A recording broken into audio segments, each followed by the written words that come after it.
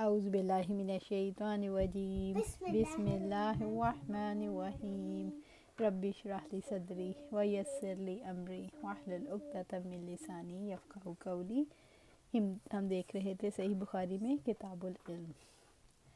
حضرت انس بن مالک رضی اللہ تعالیٰ عنہ سے روایت ہے، انہوں نے فرمایا نبی صلی اللہ علیہ وآلہ وسلم نے ایک خط لکھا یا لکھنے کا ارادہ فرمایا تو آپ سے کہا گیا وہ لوگ بغیر مہر لگا خط نہیں پڑھتے۔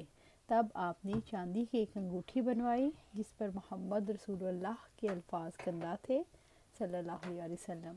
حضرت انس رضی اللہ تعالیٰ عنہ کا بیان ہے، اس کی خوبصورتی میری نظر میں کھپ گئی، گویا میں اب بھی آپ کے ہاتھ میں اس کی سفیدی کو دیکھ رہا ہوں۔ حضرت ابو وقد اللیثی رضی اللہ تعالیٰ عنہ سے روایت ہے، ایک مرتبہ آپ صلی اللہ علیہ وآلہ وسلم مسجد میں لوگوں کے ہمراہ بیٹھے ہوئے تھے، اتنے میں 3 آدمی آئے، ان میں سے 2 تو رسول اللہ صلی اللہ علیہ وآلہ وسلم کے پاس آ گئے اور ایک واپس چلا گیا۔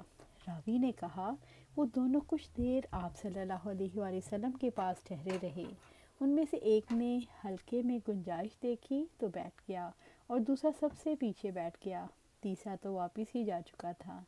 جب رسول اللہ صلی اللہ علیہ وسلم وہاں سے فارغ ہوئے تو فرمایا کیا میں تمہیں ان تینوں آدمیوں کا حال نہ بتاؤں؟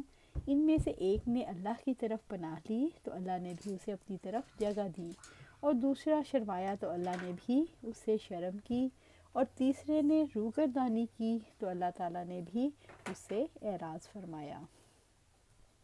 حضرت ابو بکر رضی اللہ تعالیٰ عنہ سے روایت ہے، ایک دفعہ نبی صلی اللہ علیہ وآلہ وسلم اپنے اونٹ پر بیٹھے ہوئے تھے اور ایک شخص اس کی نکیل یا باگ تھامے ہوئے تھا۔ آپ نے فرمایا یہ کون سا دن ہے؟ ہم لوگ اس خیال سے خاموش رہے کہ شاید آپ اس کے اصل نام کے علاوہ کوئی اور نام بتائیں گے۔ آپ نے فرمایا یہ قربانی کا دن نہیں۔ ہم نے عرض کیا کیوں نہیں؟ پھر آپ نے فرمایا یہ کون سا مہینہ ہے؟ پھر ہم اس خیال سے چپ رہے شاید اب اس کا کوئی اور نام رکھیں گے۔ آپ نے فرمایا کیا یہ ماہ ذوالحجہ نہیں؟ ہم نے کہا کیوں نہیں؟ تب آپ نے فرمایا تمہارا خون، تمہارے مال اور تمہاری آبروئیں ایک دوسرے پر اسی طرح حرام ہے جیسا کہ تمہارے ہاں اس شہر اور اس مہینے میں اور اس دن کی حرمت ہے۔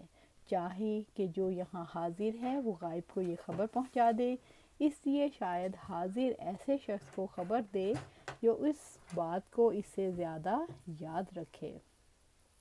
علم کا مرتبہ گفتار و کردار سے پہلے۔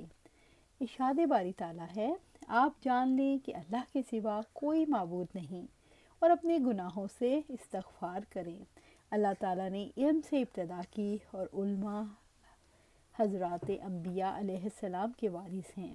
ان انبیاء نے وراثت میں علم چھوڑا، جس نے اس علم کو حاصل کیا اس نے انبیاء کی میراث کا وافر حصہ حاصل کر لیا، اور جو شخص حصول علم کے لیے کسی راستے پر گامزن ہوگا اللہ تعالیٰ اس کے لیے جنت کا راستہ آسان فرما دے گا۔ نیز ارشاد باری تعالیٰ ہے، اللہ تعالیٰ سے اس کے بندوں میں سے صرف علماء ہی ڈرتے ہیں۔ پھر فرمایا قرآن کی بیان کردہ مثالوں کو صرف علماء ہی سمجھتے ہیں۔ اہل جہنم کہیں گے اگر ہم سنتے یا عقل رکھتے تو دوزخ والوں میں نہ ہوتے۔ نیز فرمایا کیا جاہل اور عالم برابر ہو سکتے ہیں؟ نبی صلی اللہ علیہ وآلہ وسلم نے فرمایا جس شخص کے ساتھ اللہ تعالیٰ بھلائی کا ارادہ فرماتا ہے اسے دینی معاملات میں بصیرت عطا کر دیتا ہے، اور علم تو سیکھنے سے ہی آتا ہے۔ ابو ذر رضی اللہ تعالیٰ عنہ نے اپنی گدی کی طرف اشارہ کرتے ہوئے فرمایا اگر تم شمشیر براہ میری گردن پر رکھ دو اور مجھے گمان ہو کہ میں گردن الگ ہونے سے پہلے اپنی زبان سے کوئی ایسا کلمہ بیان کر سکوں جسے میں نے نبی صلی اللہ علیہ وآلہ وسلم سے سنا ہے تو میں ضرور اس کلمے کو ادا کروں گا۔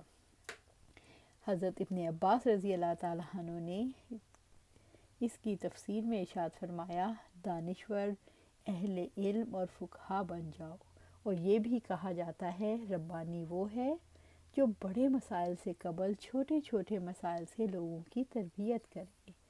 نبی صلی اللہ علیہ وسلم وعظ و تعلیم میں موقع اور محل کا خیال رکھتے تھے تاکہ لوگ متنفر نہ ہو جائیں۔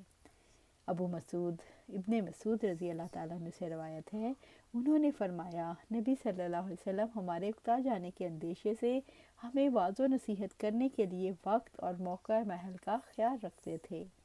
انس رضی اللہ تعالیٰ عنہ سے روایت ہے، نبی صلی اللہ علیہ وسلم نے فرمایا، دین میں آسانی کرو، سختی نہ کرو، اور لوگوں کو خوشخبری سناؤ، انہیں ڈرا ڈرا کر متنفر نہ کرو۔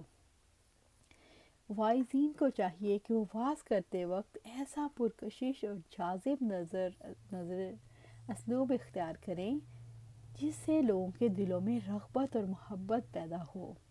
صرف قرآن و حدیث میں آمدہ وعیدوں پر ہی اکتفا نہ کیا جائے، بلکہ قرآن کریم کے طرز پر بشارت اور انذار کو ساتھ ساتھ رکھا جائے۔ اگر ہمیشہ بشارت ہی دی جائے گی تو لوگ رحمت پر بھروسہ کر کے بے خوف ہو جائیں گے، اور اگر وعید ہی وعید پر زور ہوگا تو لوگ رحمت سے مایوس ہو جائیں گے، اور یہ دونوں چیزیں ایک متلاشی حق کے لیے بہت خطرناک ہیں۔ مذکورہ حدیث میں تعلیم و تبلیغ کے لیے ایک درمیانی راہ کی نشاندہی کی گئی ہے۔ اہل علم کے لیے تعلیمی اوقات کی تعین کرنا۔ ابو وائل سے روایت ہے، انہوں نے کہا، عبداللہ بن مسعود ہر جمعرات لوگوں کو واعظ کیا کرتے تھے۔ ایک شخص نے ان سے عرض کیا، اے ابو عبد الرحمن، میں چاہتا ہوں کہ آپ ہمیں روزانہ واعظ و نصیحت فرمایا کریں۔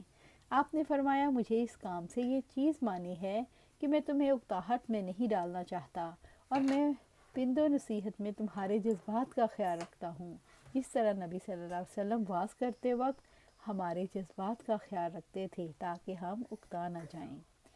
جس کے ساتھ اللہ بھلائی چاہتا ہے اسے دین کی سمجھ عطا فرما دیتا ہے۔ حضرت معاویہ رضی اللہ تعالیٰ عنہ سے روایت ہے، انہوں نے دوران خطبہ میں کہا، میں نے نبی صلی اللہ علیہ وآلہ وسلم کو یہ فرماتے ہوئے سنا، اللہ تعالیٰ جس کے ساتھ بھلائی چاہتا ہے اسے دین کی سمجھ عنایت کر دیتا ہے، اور میں تو صرف تقسیم کرنے والا ہوں، اور دینے والا تو اللہ ہی ہے، اور اسلام کی یہ جماعت ہمیشہ اللہ کے حکم پر قائم رہے گی۔ جو ان کا مخالف ہوگا انہیں نقصان نہیں پہنچا سکے گا یہاں تک کہ اللہ کا حکم یعنی قیامت آ جائے۔ علم فہم و بصیرت کا بیان۔ مجاہد کہتے ہیں، میں حضرت عبداللہ بن عمر رضی اللہ تعالیٰ عنہ کے ساتھ مدینے تک رہا، لیکن میں نے انہیں ایک حدیث کے سوا اور کوئی چیز رسول اللہ صلی اللہ علیہ وآلہ وسلم سے بیان کرتے ہوئے نہیں سنا۔ انہوں نے کہا، ہم نبی صلی اللہ علیہ وسلم کے پاس بیٹھے تھے کہ آپ کی خدمت میں کھجور کا گودا لایا گیا۔ آپ نے فرمایا، درختوں میں ایک ایسا درخت ہے جس کی مثال مسلمان کی طرح ہے۔ میں نے ارادہ کیا کہ بتاؤں وہ کھجور ہے، لیکن میں لوگوں میں سے چھوٹا تھا اس لیے خاموش رہا۔ نبی صلی اللہ علیہ وآلہ وسلم نے فرمایا، وہ کھجور کا درخت ہے۔ علم و حکمت میں رشک کرنا۔ حضرت عمر رضی اللہ تعالیٰ عنہ نے فرمایا، سردار بننے سے پہلے علم حاصل کرو۔ ابو عبداللہ امام بخاری رحمۃ اللہ علیہ فرماتے ہیں، سردار بننے کے بعد بھی علم حاصل کرو، کیونکہ رسول اللہ صلی اللہ علیہ وسلم کے صحابہ کرام رضی اللہ عنہم نے بڑی عمر میں علم حاصل کیا۔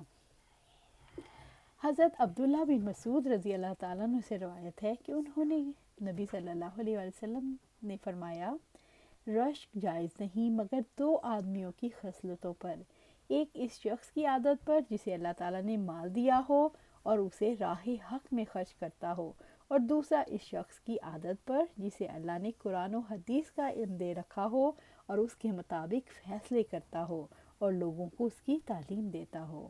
امام بخاری رحمۃ اللہ علیہ نے عنوان میں لفظ غبط بڑھا دیا جس کے معنی رشک کے ہیں۔ اس کا مطلب یہ ہے، حدیث میں لفظ حسد اپنے معنی میں استعمال نہیں ہوا، لیکن وہ غبط کے معنی میں استعمال ہوا ہے۔ اس کی دلیل یہ ہے کہ حضرت ابو ہریرہ رضی اللہ تعالیٰ عنہ سے مروی اس حدیث میں یہ اضافہ موجود ہے، جب اس کا پڑوسی اس کا قرآن پڑھانا دیکھتا ہے تو کہتا ہے، کاش مجھے بھی قرآن کی یہ دولت ملے تو میں بھی اسی طرح کروں جس طرح وہ کرتا ہے۔